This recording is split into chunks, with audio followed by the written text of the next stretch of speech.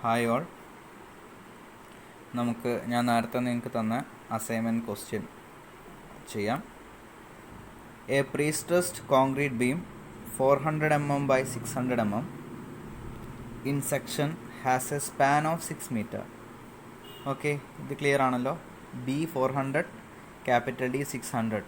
Okay, in section has a span of 6 meter, L 6 meter ആണ്, and is subjected to uniformly distributed load of 16 kN per meter including the self weight of the beam. Okay, അപ്പോൾ ഇവിടെ തന്നിട്ടുള്ള U D L എന്ന് പറയുന്നത് dead ലോഡും live ലോഡും കൂടി ചേർന്നിട്ടുള്ളതാണ്. ഓക്കെ, 16 kN per meter എന്ന് പറയുന്നത് ജി പ്ലസ് ക്യൂ ആണെന്ന് നമുക്ക് പറയാം. ഓക്കെ, ഡെഡ് ലോഡ് ലൈവ് ലോഡും കൂടി ചേർന്നിട്ടുള്ള ലോഡാണ് നമുക്കിവിടെ തന്നിട്ടുള്ളത്. Okay, the pre-stressing tendons which are located along the longitudinal centroidal axis.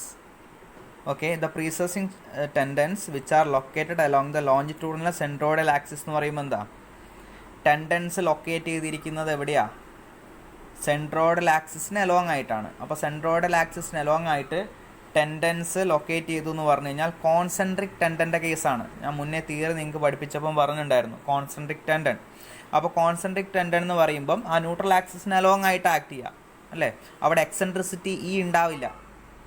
Centroidal ആക്സിസിന് along ആയിട്ട് പ്രീസ്ട്രസിങ് ഫോഴ്സ് അല്ലെങ്കിൽ പ്രീസ്ട്രസിങ് ടെൻഡൻസ് വരുന്ന കേസിൽ അവിടെ എക്സെൻട്രിസിറ്റി 0 ആണ്. കാരണം സെൻട്രോയിഡിന് അലോങ് ആയിട്ടാണ് അവിടെ ടെൻഡൻസ് ആക്ട് ചെയ്യുന്നത്. അതേപോലെ തന്നെ പ്രീസ്ട്രസിങ് ഫോഴ്സ് ആ ടെൻഡൻസിലൂടെ ആക്ട് ചെയ്യുന്നത്. ഓക്കെ, അപ്പോൾ അവിടെ എക്സെൻട്രിസിറ്റി 0 ആണ്. ഓക്കെ, അപ്പോൾ അല്ലെങ്കിൽ നമുക്കതിനെ കോൺസെൻട്രിക് ടെൻഡൻ്റെ കേസ് എന്ന് പറയാം, സെൻട്രോയിഡൽ ആക്സിസിലൂടെ ടെൻഡൻസ് പാസ് ചെയ്യുന്ന കേസ്. ഓക്കെ, അപ്പോൾ അവിടെ 0 ആണ്. Which are located along the longitudinal centroidal axis provide an effective prestressing force of 960 kN. അപ്പം ഈ ടെൻഡൻസിലൂടെ വരുന്ന പ്രീസ്ട്രസിങ് ഫോഴ്സ് എന്ന് പറയുന്നത് എഫക്റ്റീവ് പ്രീസ്ട്രസിങ് ഫോഴ്സ് ആണ് ഇവിടെ. അപ്പോൾ അതിലേക്ക് ആക്ട് ചെയ്യുന്ന ഫോഴ്സ് തന്നെയാണ്. ഓക്കെ, ആ സ്ട്രക്ചറിലേക്ക് എത്രയാണ്? 960 kN. അതായത് capital P is equal to 960 kN. Determine the extreme fibre stresses. Extreme fibre stresses എന്ന് പറഞ്ഞു കഴിഞ്ഞാൽ എക്സ്ട്രീം ഫൈബേഴ്സ് ഏതൊക്കെയാണ്? ടോപ്പ് ഫൈബറും ബോട്ടം ഫൈബറും. എക്സ്ട്രീം എന്ന് പറയുമ്പോൾ ഏറ്റവും അറ്റത്തെ അല്ലേ. ഓക്കെ, ഏറ്റവും അറ്റത്തെ ടോപ്പ് മോസ്റ്റ് പോയിന്റിലെയും അതേപോലെ തന്നെ ബോട്ടം മോസ്റ്റ് പോയിന്റിലെയും ഫൈബർ എക്സ്ട്രീം സ്ട്രെസ്സസ് ആണ് നമുക്ക് കണ്ടുപിടിക്കേണ്ടത്. ഓക്കെ, അതായത് എഫ് എസ് യു പിയും എഫ് ഐ എൻ എഫും, അതായത് എഫ് സുപ്പീരിയറും എഫ് ഇൻഫീരിയറുമാണ് നമുക്കിവിടെ കണ്ടുപിടിക്കാനുള്ള at the mid span section. അപ്പോൾ ടോട്ടൽ ഇത് 6 meter സ്പാൻ ആണെങ്കിൽ എൻ്റെ ഹാഫ് സ്പാനിൽ അല്ലേ, അതായത് മാക്സിമം ബെൻഡിങ് മൊമെൻറ്റും മാക്സിമം ബെൻഡിങ് സ്ട്രെസ്സൊക്കെ വരുന്നത് ഹാഫ് സ്പാനിലാണ്. അതുകൊണ്ടാണ് അധികം ക്വസ്റ്റ്യനിലും ഹാഫ് സ്പാനിൽ തന്നെ കണ്ടുപിടിക്കാൻ വേണ്ടി പറഞ്ഞിട്ടുള്ളത്. ക്ലിയർ ആണല്ലോ. അപ്പോൾ എഫ് എസ് യു പിയും എഫ് ഇൻഫീരിയറാണ് ഇവിടെ കണ്ടുപിടിക്കേണ്ടത്.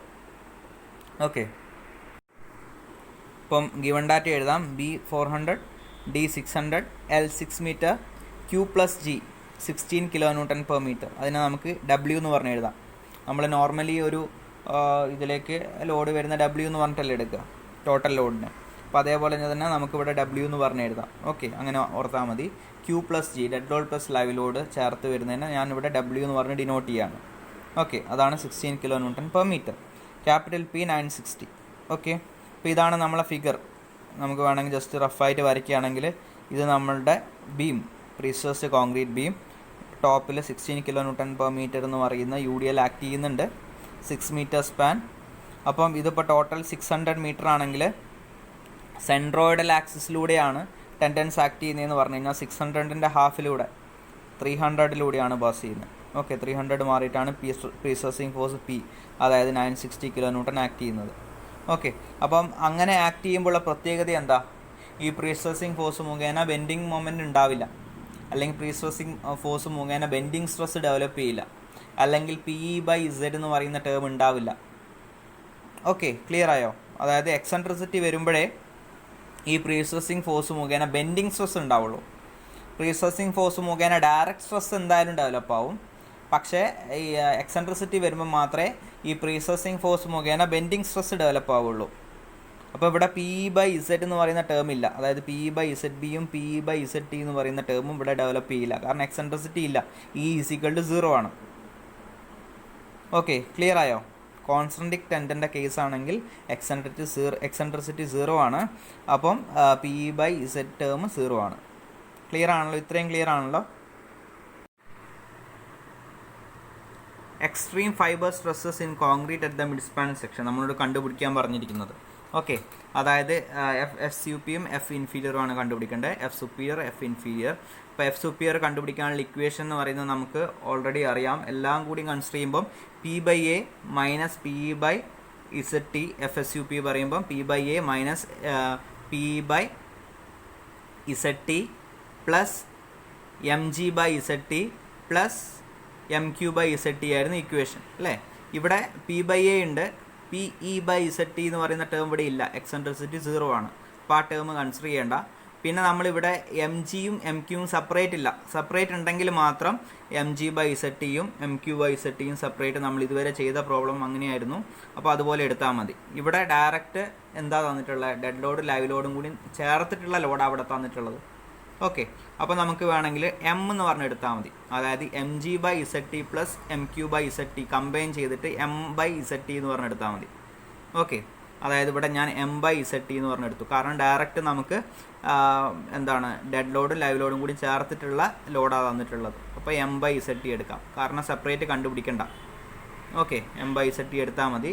mg/ZTയും mq/ZTയും സെപ്പറേറ്റ് ഇവിടെ കണ്ടുപിടിക്കണ്ട. നമുക്ക് റിസൾട്ടൻറ്റ് സ്ട്രെസ് കിട്ടിയാൽ മതി.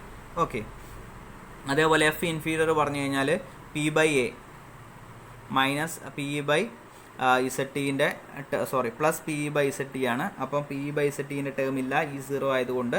പിന്നെ എക്സ്റ്റേണൽ ലോഡ് കാരണം വരുന്ന വെൻഡ് മൊമെൻറ്റ് മൈനസിലാണ് വരിക. കാരണം ബോട്ടത്തിൽ ടെൻഷനാണ് എക്സ്റ്റേണൽ ലോഡ് കാരണം. അപ്പം മൈനസ് m/ZB കമ്പൈൻ ചെയ്തിട്ട്. ഓക്കെ, mg/ZBയും mq/ZBയും മൈനസ് ഉള്ളത് കമ്പൈൻ ചെയ്തിട്ട് നമുക്ക് m/ZB എന്ന് പറഞ്ഞ് നമുക്ക് എടുക്കാം. ഓക്കെ, ഇത് ക്ലിയർ ആയോ? നമ്മൾ ഇതുവരെ ചെയ്ത പോലത്തെ പ്രോബ്ലം തന്നെയാണ്. അതിൽ എക്സെൻട്രിസിറ്റി ഇല്ലാത്തതുകൊണ്ട് ആ ടേം ഒഴിവായി. PE/ZTയും PE/ZB എന്ന് പറയുന്ന ടേം ഒഴിവായി. പിന്നെ mg/ZTയും mq/ZTയും അതേപോലെ തന്നെ mg/ZBയും mq/ZBയും ആ ടേമിന് നമ്മൾ കമ്പൈൻ ചെയ്തിട്ട് m/ZT m/ZB എന്ന് പറഞ്ഞെടുത്താൽ മതി.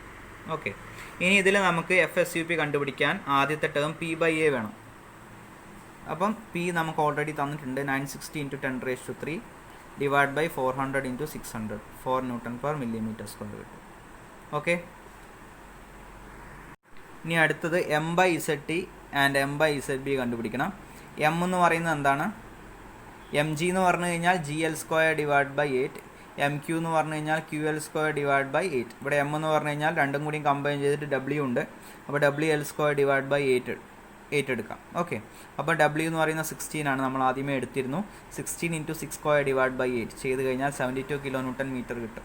ഓക്കെ, ഇപ്പോൾ m ആയി. ഇനി ZT ZBയും കണ്ടുപിടിക്കണം. ഇവിടെ ZT = ZB സെയിം ആണല്ലോ, റെക്റ്റാങ്കുലർ ക്രോസ് സെക്ഷൻ. അപ്പോൾ BD² ഡിവൈഡ് ബൈ 6 ആണ് ഇക്വേഷൻ. 400 × 600² divide by 6. അപ്പോൾ നമുക്ക് 24 × 10⁻⁶ mm³ കിട്ടും. ഓക്കെ, ഇനി m/ZT and m/ZB value substitute ചെയ്യാം. m 72 kN ആണ്. അപ്പോൾ 72 × 10⁻⁶ ഡിവൈഡ് ബൈ ZB എന്ന് പറയുന്നത് 24 × 10⁻⁶. സോൾവ് ചെയ്ത് കഴിഞ്ഞാൽ 3 Nm/mm² കിട്ടും. ഓക്കെ, അപ്പോൾ നമുക്ക് റിസൾട്ടൻറ്റ് സ്ട്രെസ് കണ്ടുപിടിക്കാൻ ആവശ്യമായിട്ടുള്ള എല്ലാ ടേംസുമായി ഇനി ഡയറക്റ്റ് ഇക്വേഷനിൽ സബ്സ്റ്റിറ്റ്യൂട്ട് ചെയ്താൽ മതി. Okay, extreme fibre stresses at top F SUP = P/A 4 plus m/ZT 3 total 7 Nm/mm² ആണ് ടോപ്പിൽ വരുന്ന റിസൾട്ടൻറ്റ് സ്ട്രെസ്. അല്ലെങ്കിൽ എക്സ്ട്രീം ഫൈബർ സ്ട്രെസ് ടോപ്പിൽ വരുന്നത് 7 Nm/mm² ആണ്. At bottom F inferior = 4 - 3 P/A 4 minus m/ZB 1 Nm/mm². Okay, ഇനി നമുക്ക് സ്ട്രെസ് ഡിസ്ട്രിബ്യൂഷൻ ഡയഗ്രാം വരയ്ക്കാം. Cross section 400 600 സെൻട്രലാണ്